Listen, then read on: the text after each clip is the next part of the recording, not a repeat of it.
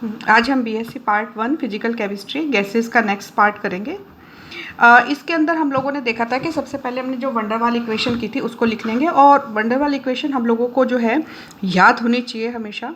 तो वंडर वाल इक्वेशन थी हमारे पास p plus n square over B square v minus n B equal to n R T. यहाँ n नंबर ऑफ मोल्स थे और a और जो b है गैस कॉन्स्टेंट थे। यहाँ पर सबसे पहले हम जो गैस कांस्टेंट है उनके मात्रक देखेंगे। तो गैस स्थिरांक के मात्रक,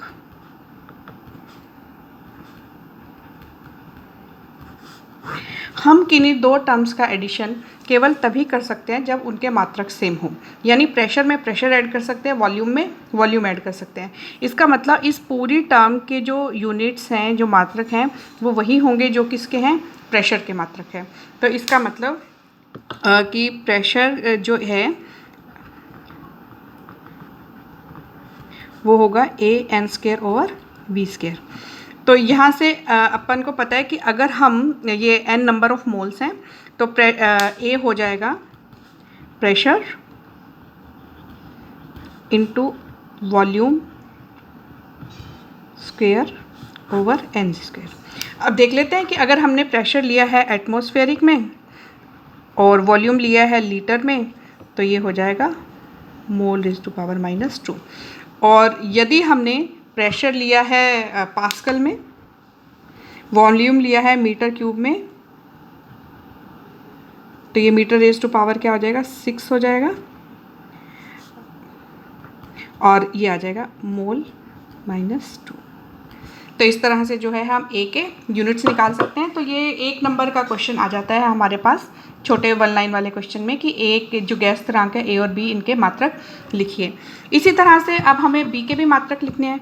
तो हमने वही कहा था कि वॉल्यूम है तो इसके अंदर ये जो एन बी है इसका भी जो वही यूनिट होंगे जो किसके हैं, वॉल्यूम के हैं। तो इसका मतलब हम लिख सकते हैं volume is equal to n B, यानी बी होगा वॉल्यूम ओवर एन। वही अगर हम लेंगे इसको लीटर पर मोल इन्वर्स ले सकते हैं, या हम इसे ले सकते हैं मीटर क्यूब मोल इन्वर्स। तो ये हमारे पास आ गए ए और बी के यूनिट्स। इसके बाद जो हमारे पास नेक्स्ट टॉपिक है वो जो वंडर वाल इक्वेशन है उससे हम क्योंकि हमने देखा था कि जो रियल गैसेस हैं वो आइडियल गैस के बिहेवियर से जो है डेविएशन शो करते हैं। तो ये हम वंडर वाल इक्वेशन की हेल्प से बताएंगे कि क्यों इस तरह का वो डेविएशन शो करते हैं। तो सबसे पहले जो है हम इक्वेशन को देखते हैं कि, और ये जो डेविएशन था वो हमने देखा था कि अगर हम यहाँ पर लेते हैं वॉल्यूम और ये लेते हैं प्रेशर, तो ये या जेड ले लेते हैं और इसको लेते हैं प्रेशर के साथ। यहाँ पे जेड है संपीड़न गुणांक, ये था पीवी अपॉन आर टी। अगर 1 मोल गैस हमने लिए तो इसका जो डेविएशन था वो ज़्यादातर गैसेस के लिए इस तरह से था। ये जो ग्राफ आता है वो किसके लिए आता है, रियल गैसेस के लिए आता है। तो हम वंडर वाल इक्वेशन की सहायता से समझाएंगे कि ये जो डेविएशन है वो क्यों आता है। अब देखिए, इसको हम दोनों चीज़ों को हम अपने सामने रखते हैं और इसको सामने रखते हुए ही आगे का जो है वो काम करेंगे। सबसे पहले प्रेशर के बढ़ते हुए क्रम में हम लेंगे। सबसे पहले हमारे पास था लो प्रेशर। तो लो प्रेशर पे हमने देखा कि जो ये गैस है ये इसको जो है यहाँ पर बिल्कुल आइडियल बिहेवियर को जो है टच करती है या बिल्कुल इसके आसपास ही होती है। आइडियल बिहेवियर से जो है इसका बहुत ही कम विचलन होता है, लगभग आइडियल बिहेवियर को ही शो करती है। तो हम देखते हैं कि लो प्रेशर पे क्या होता है। एट वेरी लो प्रेशर, बहुत ही कम दाब पर, अगर हम इक्वेशन को लें बहुत लो प्रेशर पे, देखो आपको पता है कि अगर हम किसी भी चीज़ पे प्रेशर को कम करेंगे तो ये जो ऊपर का जो प्रेशर है ये कम करेंगे तो हमें पता है ये पिस्टन जो है ऊपर उठ जाएगा, यानी उसका वॉल्यूम क्या होगा, बढ़ जाएगा। तो यानी किसी भी गैस पे अगर प्रेशर बहुत कम है तो उसका वॉल्यूम कैसा होएगा, बहुत ज़्यादा होगा। तो अगर वॉल्यूम उसका बहुत ज़्यादा है तो ये टर्म कैसी हो जाएगी, छोटी हो जाएगी, पी के कंपैरिजन में बहुत छोटी हो जाएगी, क्योंकि जो वॉल्यूम है बहुत ज़्यादा होगा तो ये टर्म कैसी हो जाएगी, बहुत कम। और यहाँ पर भी अगर वॉल्यूम बहुत ज़्यादा है तो इसके कंपैरिजन में जो गैस का आयतन है वो कैसा हो जाएगा, बहुत कम। तो बहुत लो प्रेशर्स पे ये टर्म भी निग्लिजिबल होगी और ये टर्म भी क्या है, इसके कंपैरिजन में निग्लिजिबल होगी। तो हमारे पास क्या बचेगा यहाँ पर, पी, इसको छोड़ सकते हैं। अगर पी के कंपैरिजन में ये टर्म निग्लिजिबल है तो इसको भी छोड़ सकते हैं, और वी के कंपैरिजन में ये टर्म निग्लिजिबल है तो हम इसको भी छोड़ सकते हैं। तो हमारे पास यहाँ पर बचेगा पी और यहाँ पर बचेगा वी। तो हमारे पास एट वेरी लो टेम्परेचर हो जाएगा P V equal to n R T. इसका मतलब कि जो है बहुत ही लो टेम्परेचर पे ये क्या शो करती है, आइडियल बिहेवियर। अब सेकंड है मॉडरेट प्रेशर। मॉडरेट प्रेशर जो है मतलब न तो बहुत कम न बहुत ज़्यादा,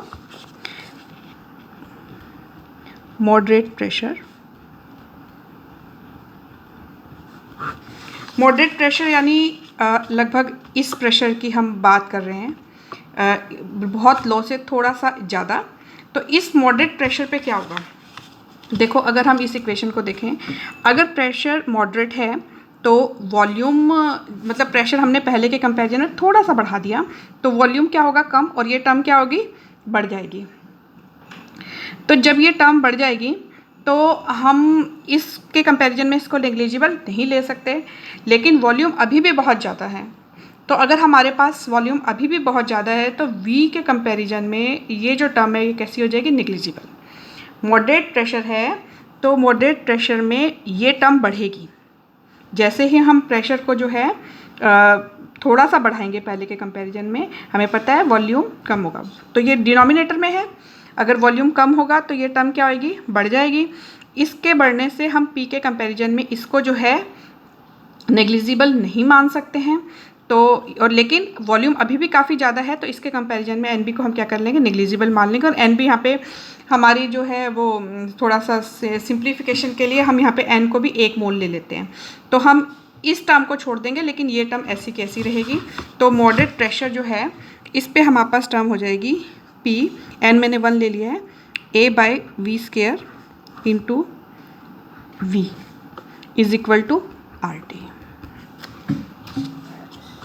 अब यहाँ पर हमारे पास हो जाएगा P V plus A by V is equal to R T. अब हम इसको यहाँ ले जाएं तो पी वी इक्वल टू हो जाएगा R T minus a by V, और हम आर टी को डिवाइड कर देते हैं पूरी इक्वेशन से।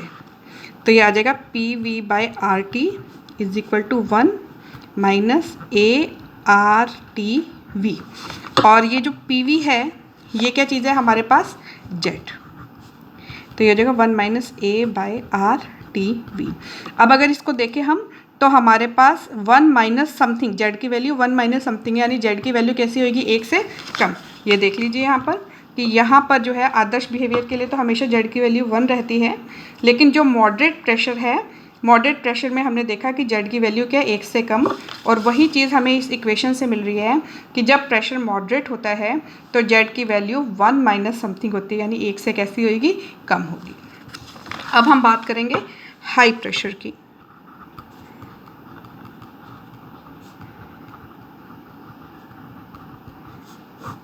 वापिस आते हैं हम अपनी इक्वेशन पे।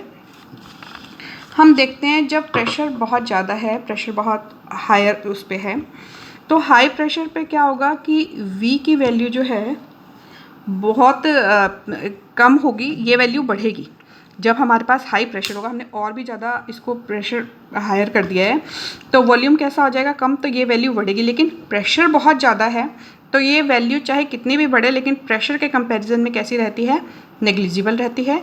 तो इसलिए प्रेशर हाई होने की वजह से हम इस टर्म को क्या कर देंगे, छोड़ देंगे।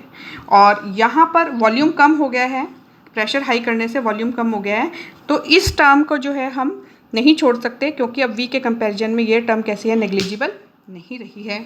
तो इसलिए जब हम बात करते हैं हाई प्रेशर की तो हमारे पास इक्वेशन आ जाती है P into V minus B is equal to R T. ये सारी मैंने 1 मोल के लिए ली है और ये हो जाएगा P V minus B P is equal to R T. अब मैं बी पी को उधर ले जाती हूँ, P V is equal to R T plus B P, और आर टी से डिवाइड कर देते हैं क्योंकि हमें जेड की वैल्यू निकालनी है। तो P V by R T will be equal to 1 plus B P by R T, और ये है Z 1 plus B P by R T. तो अगर अब अपन इसे देखें तो यहाँ पे जेड की वैल्यू जो है 1 प्लस समथिंग आ रही है। इसका मतलब जब हाई प्रेशर्स लेंगे तो उसमें जेड की वैल्यू कैसी आएगी, 1 से ज़्यादा। यहाँ पे हम देखते हैं कि जब प्रेशर की वैल्यू बहुत ज़्यादा हो जाती है तो हमारे पास जेड की वैल्यू कैसी आ जाती है, 1 से ज़्यादा आ जाती है। तो ये हमारे पास क्या है, हाई प्रेशर पे जेड की वैल्यू आ गई, कंप्रेसिबिलिटी फैक्टर की वैल्यू आ गई है। इसके बाद हम हाई टेम्परेचर्स पे देखते हैं।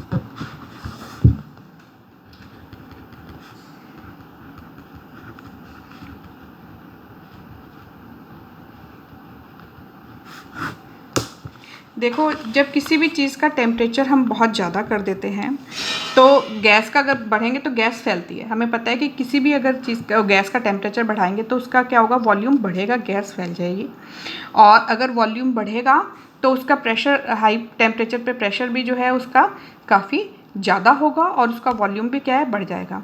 तो इस इक्वेशन में देखेंगे कि भी पी के कंपैरिजन में फिर हम इस टर्म को छोड़ सकते हैं, और क्योंकि वॉल्यूम बहुत ज़्यादा है तो इस टर्म को छोड़ सकते हैं, क्योंकि जैसे जैसे उसका टेम्परेचर बढ़ाएंगे क्या होगा, वो जितने भी वॉल्स वगैरह हैं इनके ऊपर ज़्यादा कोलाइड करेगा, तो प्रेशर बहुत ज़्यादा बढ़ गया तो ये टर्म कम हो जाएगी इसके कंपैरिजन में। तो हाई प्रेशर पे ये टर्म भी पी के कंपैरिजन में नेग्लिजिबल होगी और ये टर्म भी वी के कंपैरिजन में कैसी होगी, नेग्लिजिबल होगी। यानी बहुत हाई टेम्परेचर पे हमारे पास वही इक्वेशन आ जाएगी, P V equal to R T. यानी हाई टेम्परेचर पे भी जो है कोई गैस आइडियल बिहेवियर शो करती है। यानी हाई टेम्परेचर और लो प्रेशर पे जो वास्तविक गैसें हैं वो कैसा व्यवहार प्रदर्शित करती हैं, आदर्श व्यवहार प्रदर्शित करती हैं।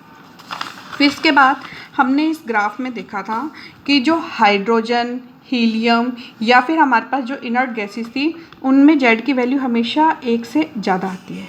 वो कभी भी कोई भी टेम्परेचर, कोई भी प्रेशर ले लो, वो हमेशा कैसी रहती है, 1 से ज़्यादा रहती है। इसका रीज़न हम देखते हैं कि जो हमारे पास वंडरवाल इक्वेशन थी, ये इस इक्वेशन के अंदर ये जो टर्म थी A N square over V square, वो अगर हम थोड़ा सा रिवाइज करें वो इस वजह से थी कि जो मॉलिक्यूल्स हैं यहाँ पर, क्योंकि मॉलिक्यूल्स के बीच में कुछ ना कुछ अट्रैक्शन होता है जो हमने पहले भी देखा था, तो इसकी वजह से एक नेट फोर्स मॉलिक्यूल्स पे पीछे की तरफ लगती है यहाँ पर, जिससे इसके प्रेशर में क्या होती है, चेंज आता है यहाँ पे जो वॉल पे। क्योंकि आइडियल गैसेस के अंदर तो क्या था, ये फ्रीली मूव करते थे, यहाँ पे गया एकदम से इससे कोलाइड किया और इससे प्रेशर क्रिएट हुआ। लेकिन जो रियल गैसेस हैं वो यहाँ पे कुछ ना कुछ क्या है, अट्रैक्शन शो करती हैं। इनमें मॉलिक्यूल्स में कुछ ना कुछ अट्रैक्शन होता है, तो इस वजह से एक नेट फोर्स लगती है इस पर पीछे की तरफ थोड़ी, और वो फोर्स जो है हमने इस टर्म से दी थी। तो जो हाइड्रोजन, हीलियम या इनर्ट गैसेस होते हैं, इनके मॉलिक्यूल्स के अंदर जो है मिनिमम फोर्सेज ऑफ अट्रैक्शन होती हैं। तो मिनिमम फोर्सेज ऑफ अट्रैक्शन होएगी तो ये वाली जो टर्म है वो इसके अंदर जो हाइड्रोजन या हीलियम या इनर्ट गैसेस हैं, पी के कंपैरिजन में ये टर्म कैसी होगी, नेग्लिजिबल होगी, क्योंकि यहाँ पे फोर्सेज ऑफ अट्रैक्शन कैसी हैं, कम हैं। तो जो एक्सेप्शनल बिहेवियर है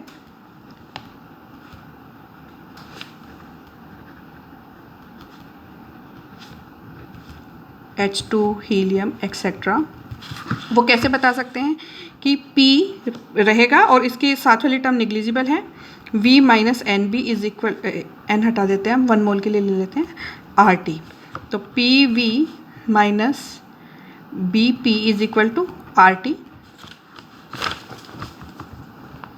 P V equal to R T plus B P, फिर वही P V by R T is equal to 1 plus B P by R T. तो अगर यहाँ ये आ गया जेड, तो हम ये देखते हैं कि यहाँ पे जेड की वैल्यू जो है 1 प्लस Bp/RT है।